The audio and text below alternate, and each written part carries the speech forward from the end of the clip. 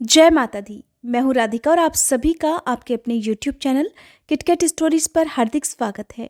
रसपान कीजिए आज की देवी भागवत पुराण कथा का। हमारे चैनल पर दशा माता और शीतला माता की कथाएं भी सुनाई गई हैं। अगर आपको ये कथाएं सुनना पसंद हो तो प्लीज़ आप इन कथाओं को भी जरूर सुनिएगा। आप में से बहुत सारे श्रोतागण ऐसे हैं जो हमारे चैनल पर हर दिन नियम से कथाएं तो सुनते हैं लेकिन चैनल को सब्सक्राइब नहीं किया है। ऐसे में हर दिन अपलोड होने वाली ये कथाएं आप तक समय से नहीं पहुंच पाती हैं। हो सके तो हमारे चैनल को सब्सक्राइब करके ऑल बटन पर प्रेस जरूर कीजिएगा ताकि हर वीडियो का नोटिफिकेशन आपको समय से मिल सके। इससे पहले देवी भागवत पुराण में आपने सुना था कि किस प्रकार भगवान विष्णु योग निद्रा के अधीन हो गए थे और श्री ब्रह्मा जी ने उनकी स्तुति करके उन्हें जागृत किया था। आज सुनिए मधु कैटभ के साथ भगवान विष्णु का युद्ध, भगवती की स्तुति से भगवान के द्वारा मधु कैटभ का सम्मोहन और भगवान विष्णु के द्वारा उनका वध। श्री सूत जी कहते हैं, जब जगत गुरु भगवान विष्णु के श्री विग्रह से निद्रा दूर हुई, उनके नेत्र, मुख, नासिका, बाहु, हृदय और वक्ष स्थल सभी अंगों से निकलकर उस तामसी देवी ने मूर्तिमान होकर आकाश में स्थान बना लिया और भगवान बार बार जम्भाई लेते हुए उठकर बैठ गए। तब उन्होंने देखा कि वहीं उनके सामने प्रजापति ब्रह्मा जी भयभीत होकर खड़े हैं। फिर तो महान तेजस्वी श्री विष्णु मेघ की तरह गंभीर वाणी में उनसे कहने लगे, पद्मयोनि ब्रह्मा जी, आप जप तप छोड़कर यहाँ कैसे आ गए? भगवान, आप इतने चिंतित क्यों हैं और आपका मन इतना घबराया हुआ क्यों है? तब ब्रह्मा जी ने कहा, भगवान, मधु और कैटभ नामक दो दैत्य आपके कान की मैल से उत्पन्न हुए हैं। उनका रूप बड़ा ही भयंकर है और वे अपार बली हैं। वे दोनों मुझे मारने के लिए यहाँ पर उपस्थित हैं। हे जगत प्रभु, उन्हीं से डरकर मैं आपके पास चला आया हूँ। भगवान, भय से मेरा कलेजा कांप रहा है और चेतना भी लुप्त सी हो रही है। अब आप ही मुझे बचाइए। भगवान विष्णु कहने लगे, ब्रह्मा जी, यहाँ विराजिए। अब आपका भय समाप्त हो गया। वे मूर्ख तो अपनी आयु खो चुके हैं, अभी युद्ध करने के लिए मेरे पास आएंगे और निश्चय ही मैं उनका वध कर दूंगा। सूत जी कहते हैं, इस प्रकार देवाधिदेव भगवान विष्णु श्री ब्रह्मा जी से कह ही रहे थे कि इतने में ही मतवाले मधु और कैटभ दोनों महाबली दानव ब्रह्मा जी को खोजते हुए वहीं आ पहुंचे। मुनिवरों, सर्वत्र जल ही जल था। बिना किसी देरी के ही निश्चिंत होकर वे दैत्य सामने खड़े थे। उनके सर्वांग में अहंकार भरा हुआ था और वे आते ही ब्रह्मा जी से कहने लगे, अरे दुष्ट, भागकर इसके पास चलाया, क्या इससे बच सकेगा? युद्ध कर, ये तो देखता ही रहेगा और हम तेरे प्राण हर लेंगे। इसके बाद सर्प के फन पर बैठने वाले हम इसे भी मार डालेंगे, किंतु पहले अभी तू लड़ ले, या लड़ना नहीं चाहता तो मैं तुम्हारा दास हूं, ऐसा कह दे। श्री सूत जी कहते हैं, मधु और कैटभ की ये बात सुनकर भगवान विष्णु उनसे कहने लगे, दानव श्रेष्ठ, तुम इच्छा अनुसार मुझसे युद्ध कर लो। महाभाग, तुम बड़े बली हो और तुम्हें बहुत अभिमान भी हो गया है। अगर युद्ध करने की इच्छा है तो आ जाओ, आज मैं तुम्हारा अभिमान चूर चूर कर दूंगा। सूत जी कहते हैं, भगवान विष्णु के वचन सुनकर मधु और कैटभ की आंखें क्रोध से लाल हो उठी। वे बिना किसी सहारे के जल में ही खड़े हुए थे, फिर भी श्री हरि से युद्ध करने के लिए तैयार हो गए। मधु क्रोधित होकर तुरंत ही भगवान से युद्ध करने के लिए आगे आ गया था। अभी कैटभ वहीं ही ठहर गया। दो मतवाले पहलवानों की तरह भगवान विष्णु और मधु मल्ल युद्ध करने लगे। मधु के थक जाने पर कैटभ लड़ने लगता, फिर मधु और फिर कैटभ। इस तरह वे बारी बारी से क्रोध में अंधे हुए दैत्य शक्तिशाली श्री हरि के साथ बाहु युद्ध करने में संलग्न हो गए। उस समय श्री ब्रह्मा जी और भगवती शक्ति ये दोनों ही आकाश में खड़े होकर ये सारा दृश्य देख रहे थे। मधु और कैटभ को कुछ भी श्रम नहीं हुआ और उधर भगवान विष्णु थक से गए। जब 5000 वर्षों तक उन दोनों के बीच में युद्ध होता रहा, तब भगवान श्री हरि मधु और कैटभ की मृत्यु के विषय में अब विचार करने लगे। सोचने लगे, अरे, मैंने तो 5000 वर्षों तक युद्ध किया, फिर भी इन भयंकर दानवों को बिल्कुल थकान नहीं हुई और मैं थक गया। ये तो बड़े ही आश्चर्य की बात है। मेरा बल और पराक्रम कहाँ चला गया और ये दानव सदा स्वस्थ ही कैसे रह जाते हैं? कौन सा ऐसा कारण इस समय उपस्थित हो गया? अब श्री हरि बड़े चिंतित, कैसे मधु और कैटभ को मारा जाए, बड़े सोच विचार में मगन हो गए। उन्हें इस प्रकार चिंतित देखकर मधु और कैटभ को बड़ा हर्ष हुआ। तब वे मतवाले दानव मेघ की तरह गंभीर वाणी में कहने लगे, अरे विष्णु, अगर तुझ में बल नहीं रहा और युद्ध करने से थकान आ गई तो मस्तक तक हाथ जोड़कर ये कह दे कि अब मैं तुम लोगों का दास बन गया। महामते, अगर ये भी ना सही लगे तो, और अगर कुछ शक्ति अभी बची हो तो आ फिर युद्ध कर। तुझे तो हम मार ही डालेंगे और साथ ही इस 4 मुख वाले ब्रह्मा के भी प्राण हर लेंगे। सूत जी कहते हैं, महाभाग श्री विष्णु अगाध जल में विराजमान थे। मधु और कैटब इस तरह उन्हें खरी खोटी सुनाने लगे। उनकी बात सुनकर भी भगवान विष्णु शांति पूर्वक मधुर वचन में कहने लगे। भगवान बोले, जो थक गया हो, डरा हो, जिसके हथियार गिर पड़े हो, स्वयं गिर गया हो, अथवा अभी जो बालक हो, इन पर शूरवीर पुरुष कभी प्रहार नहीं करते। यही सनातन धर्म है। इस युद्ध भूमि में मैंने 5000 वर्षों तक युद्ध किया और मैं अकेला हूं, और समान बल वाले तुम 2 भाई एक तरफ लड़ रहे हो। तुम दोनों समय समय पर तो जैसे विश्राम कर लेते हो, वैसे ही मैं भी अब कुछ विश्राम करके फिर युद्ध करूंगा। इसमें क्या संदेह है? माना कि तुम दोनों महान मत वाले शूरवीर हो, फिर भी कुछ समय तो जरा ठहरो, तब तक मैं विश्राम कर लूं, फिर न्यायपूर्वक युद्ध करेंगे। सूत जी कहते हैं, भगवान विष्णु का यह कथन सुनकर दानव श्रेष्ठ मधु और कैटब शांत हो गए। फिर युद्ध होगा ऐसा निश्चय करके कुछ समय के लिए वे दूर जाकर खड़े हो गए। इधर चतुर्भुज भगवान विष्णु ने देखा मधु और कैटब यहाँ से बहुत दूर चले गए हैं। तब उन्होंने आखिरकार इनकी मृत्यु क्यों नहीं होती, इसका कारण सोचा। बहुत सोचने विचारने पर उन्हें ज्ञात हुआ कि भगवती ने इन्हें वरदान दिया है और ये जब चाहेंगे तभी इनकी मृत्यु उनके पास आएगी, और इसी से ये शांति भी नहीं देते। मैंने तो व्यर्थ में इतनी घोर लड़ाई की और मेरे परिश्रम का कुछ भी फल नहीं मिला। अब ये भला कैसे मरेंगे, ये ठीक जाने बिना अब मैं युद्ध करूं भी तो किस प्रकार करूं? ये दानव तो वर के प्रभाव से इतना घमंड में चूर हो रहे हैं, और मुझे दुख देना तो इनका स्वभाव ही बन गया है, और बिना युद्ध करे ये मरेंगे भी कैसे? भगवती तो वर दे चुकी है और ये अब उस वर को भी नहीं टाल सकती। भला अपनी इच्छा से तो दुखी आदमी भी मृत्यु का आह्वान नहीं करता, फिर ये दैत्य तो भला मरना ही क्यों चाहेंगे? जब कोई असाध्य रोगी और दरिद्र भी खुद नहीं मरना चाहता, वो भी जीवन की इच्छा रखता है, फिर ये तो अभिमानी है, बड़े अभिमान में चूर रहते हैं। ये भला अपनी मृत्यु क्यों चाहने लगे?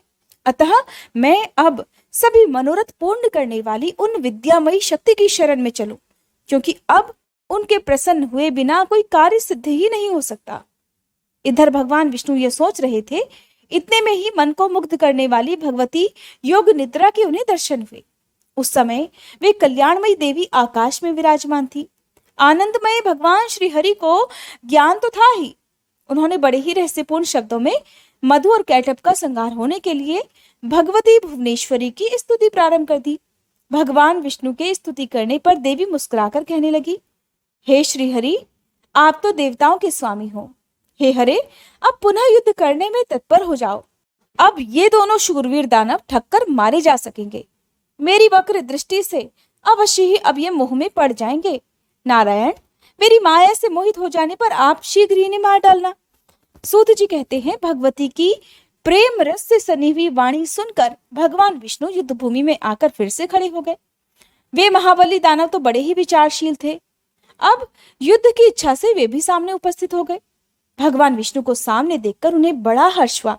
बोले, 4 भुजा वाले विष्णु, ठहरो ठहरो और युद्ध करो। तुम्हें लड़ने की इच्छा है तो है, अब हार और जीत में प्रारब्ध प्रबल होता है, ये निश्चय जानकर अब तो तुम्हें युद्ध में लग ही जाना चाहिए। बलवान तो सदा विजयी होता है, किंतु कभी कभी भाग्यवश दुर्बल भी विजय पा लेता है। इसलिए महात्मा पुरुष को यह चाहिए कि किसी भी परिस्थिति में हर्ष या फिर शोक न करे। मैं सदा से दानवों का शत्रु हूं। प्राचीन समय में बहुत से दैत्य मुझसे पराजित हुए हैं, ये जानकर हर्ष और इस समय इन मधु और कैटब से मैं हार गया। ये शोक करना तुम्हारे लिए अनुचित है। मधु और कैटब इस प्रकार फिर से श्री हरि पर कटाक्ष छोड़ रहे हैं। जब वे इस तरह खरी खोटी सुना रहे थे तो इस प्रकार कहकर महाबाहु मधु और कैटब उनसे युद्ध के लिए मैदान में डट गए। उन्हें देखकर भगवान विष्णु ने बड़े विचित्र ढंग से उन्हें एक घूंसा मारा। बलाभिमानी उन दैत्यों ने भी भगवान पर घूंसों से चोट पहुंचाई। यों परस्पर घोर युद्ध होने लगा। लड़ते लड़ते उन अपार बलशाली दानवों को देखकर भगवान श्री हरि ने कातर भाव से अब भगवती की ओर दृष्टि फेरी। उन्होंने बड़ी करुणा से भगवती की ओर देखा कि देवी अब तो मदद करो। श्री सूत जी कहते हैं, उस समय भगवान करुणा रस से भीग से गए थे।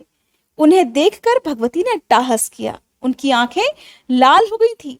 साथ ही उन्होंने कामदेव के बाणों की तुलना करने वाले अपने कटाक्ष भरे नेत्रों से उन दैत्यों को आहत कर दिया।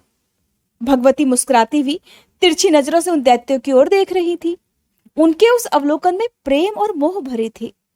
फिर तो भगवती की तिरछी चितवन को देखकर दुरात्मा मधु और कैटभ तुरंत ही मोहित हो गए। मदन शरों से उनका मन व्यथित हो गया। ये कैसा मनोहर अद्भुत दृश्य सामने आ गया।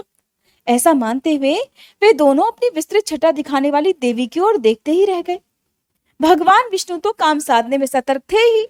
वे देवी के अभिप्राय को देखकर समझ गए कि अब समय आ गया है और ये दैत्य मोहित हो चुके हैं। फिर तो हंसकर मेघ की तरह गंभीर वाणी में उन्होंने मधुर शब्दों में कहा, वीर, तुम्हें जो इच्छा हो वर मांग लो। मैं तुम्हारे युद्ध कौशल से अत्यंत प्रसन्न होकर अवश्य ही वर देने को तत्पर हूं। प्राचीन समय में युद्ध करने वाले बहुतेरे दानव मेरे सामने आए, किंतु मैंने तुम्हारे समान ना तो किसी को देखा और न सुना ही। तुम तो बड़े ही अनुपम और बलवान हो, इसलिए मैं तुमसे बहुत प्रसन्न हूं। अपार बलशाली दानवों, अब तुम दोनों भाइयों की इच्छा मैं अवश्य ही पूर्ण करूंगा। श्री सूत जी कहते हैं, उस समय मधु और कैटभ काम से आतुर थे। उन्हें तो अपने बल का अभिमान था ही। अब जगत को आह्लादित करने वाली भगवती महामाया सामने विराजमान थी। भगवान विष्णु का वचन सुनकर भी दानवों की आंखें देवी की ओर ही लगी रही। अभिमानी वो दैत्य अब भगवान श्रीहरि से कहने लगे, विष्णु, हम मांगने नहीं आए हैं, तुम हमें भला क्या दे सकोगे? देवेश, तुम्हें तो हम ही देने को तैयार हैं। हम याचक नहीं, हम तो उदार दाता हैं। ऋषिकेश, तुम्हें जिस वर की इच्छा हो हमसे प्रार्थना करो।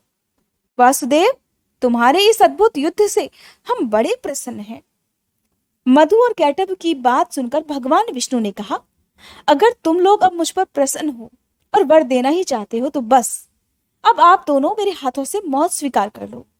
सूत जी कहते हैं, भगवान विष्णु की इस बात को सुनकर मधु और कैटभ महान आश्चर्य में पड़ गए। वे तो अब हम ठगे गए कहकर खड़े हो गए। उनके मुख पर अब शोक की घटा गिराई। चारों ओर जल भरा था और कहीं पर भी प्राकृतिक भूमि नहीं दिख रही। अब वे मन में विचार कर भगवान श्री हरि से कहने लगे, जनार्दन, तुम तो देवताओं के स्वामी हो। तुमने भी पहले वर देने की बात कही। तुम कभी झूठ नहीं बोलते, इसलिए अब तुम हमें वर दो और अपना संकल्प निभाओ। माधव, हमारा वर यही है कि जल शून्य विस्तार वाले स्थान पर, अर्थात जिस जगह पर जल ना हो उस जगह पर हमारा वध करो। हमने तुमसे मृत्यु स्वीकार कर ली, किंतु तुम भी वचन का पालन करो। तब भगवान विष्णु ने सुदर्शन चक्र को याद किया। साथ ही वे हंसकर कहने लगे, महाभाग, जल शून्य विस्तृत स्थान पर ही तुम्हें मार रहा हूं। ऐसा कहकर देवाधिदेव भगवान विष्णु ने अपनी विशाल जांघें फैलाकर जल में ही खड़े होकर जल रहित स्थान मधु और कैटभ को दिखा दिया। साथ ही कहा, इस स्थान पर जल नहीं भरा है, अब तुम अपना मस्तक दे दो। आज से मैं सत्यवादी रहूंगा और तुम भी सत्यवादी रहोगे। भगवान का ये कथन सुनकर उसकी सत्यता पर वे विचार करते रहे। इसके बाद अपने 4000 कोस वाले विशाल शरीर को उन्होंने स्वयं मृत्यु के मुख में डाल दिया। उस समय भगवान ने अपनी जंघाएं सटा ली। ये देखकर मधु और कैटभ को बड़ा आश्चर्य हुआ। उन विचित्र जांघों पर मस्तक रखने के लिए भगवान ने दैत्यों से कहा और उन्होंने मस्तक रख दिए। तब भगवान विष्णु ने उनके मस्तकों को अपने सुदर्शन चक्र से काट डाला। फिर मधु और कैटभ के प्राण पखेरु उड़ गए। उस समय सारा समुद्र उन दैत्यों के रक्त से और मज्जा से व्याप्त हो गया। मुनीश्वरों, तभी से पृथ्वी का नाम मेदिनी भी पड़ गया। इसीलिए मिट्टी खाना निषेध माना जाता है। हे मुनिवरों, आप लोगों ने जो पूछा था वह सारा प्रसंग भलीभांति विचार कर मैं कह चुका। इसलिए अब विज्ञ पुरुषों को ये उचित है कि वे विद्या स्वरूपिणी महामाया की ही सदा आराधना करें। सभी देवता और दानव भी उस परम शक्ति की ही उपासना करते हैं। त्रिलोकी में भगवती से बढ़कर कोई भी देवी देवता नहीं, ये बात सत्य है। वेद और शास्त्र इसके प्रमाण हैं। इसलिए वे चाहे निर्गुण हो अथवा सगुण हो, उन पराशक्ति की ही उपासना करनी चाहिए। जय माता दी। आज का अध्याय समाप्त हुआ। अगले अध्याय में आप जानेंगे व्यास जी की तपस्या और भगवान शंकर का वरदान, राजा सुद्युम्न की इला नामक स्त्री रूप में परिणति, पुरुरवा की उत्पत्ति, सुद्युम्न की देवी उपासना तथा भगवती की कृपा से सुद्युम्न को परम धाम की प्राप्ति, राजा पुरुरवा को उर्वशी की प्राप्ति और प्रतिज्ञा भंग के कारण उर्वशी का राजा को छोड़कर चले जाने का वर्णन। बहुत सुंदर, बहुत रोचक कथाएं हैं। उम्मीद करती हूँ आप अगली वीडियो के अनुसार भी जरूर करेंगे।